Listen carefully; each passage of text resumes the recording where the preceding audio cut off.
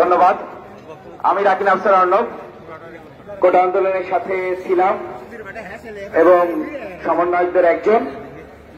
আপনারা দেখেছেন গত পরশু দিনের যে মিছিল হয়েছে, সেই মিছিলে স্লোগানদাতাদের মধ্যে আমি অন্য একজন ছিলাম এবং যে বড় মবটি বের হয়েছিল রাজশাহীতে, সত্য কথা বলতে সেই মবটা আমরা কন্ট্রোল করতে পারিনি এবং সেই মবে অনেক বিশৃঙ্খলাকারী ঢুকে রাজশাহীর বিভিন্ন ক্ষতি করেছে, যা আমরা বিভিন্ন সংবাদ মাধ্যমে দেখেছি।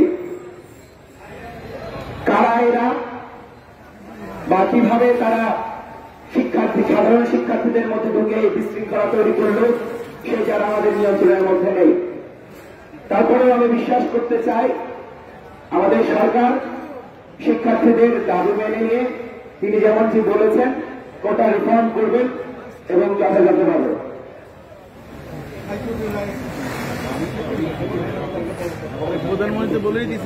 আমি এই মাইকের আওয়াজ যতদূর যাচ্ছে, আমি সকল সাধারণ শিক্ষার্থীরা যদি কেউ আমাকে শুনতে পায়, আমি রাকিন আফসার অর্ণব বলছি, 0 পয়েন্টের আমাদের অবস্থান কর্মসূচি থেকে সকলকে পিছিয়ে সরে যাওয়ার আহ্বান জানাচ্ছি। যারা সাধারণ শিক্ষার্থীরা রয়েছেন 0 পয়েন্টের অবস্থান কর্মসূচি থেকে পিছিয়ে সরে যাওয়ার আহ্বান জানাচ্ছি। সকলকে ধন্যবাদ। যেমনটা আমাদের মাননীয় প্রধানমন্ত্রী জননেত্রী শেখ হাসিনা গতকাল তার বেতন ভাষণে বলেছেন, পরিষ্কারভাবে ছাত্রদের বলেছেন একটু ধৈর্য ধরতে, আদালতের রায় সামনে আছে, সেই রায় ইনশাআল্লাহ কেউ হতাশ হবেন না, এই কথা তিনি বলেছেন।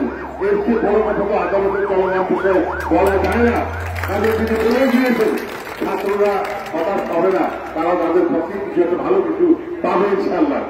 তারপরেও যারা রাজশাহী সহ সারা দেশে এইরকম পরিবেশ তৈরি করতে যাচ্ছেন, তাদের ব্যাপারে আমাদের স্পষ্ট কথা, রাজপথে সহযোগিতা করলে তার সঙ্গে সঙ্গে জবাব আমরা দিয়ে দেব ইনশাআল্লাহ।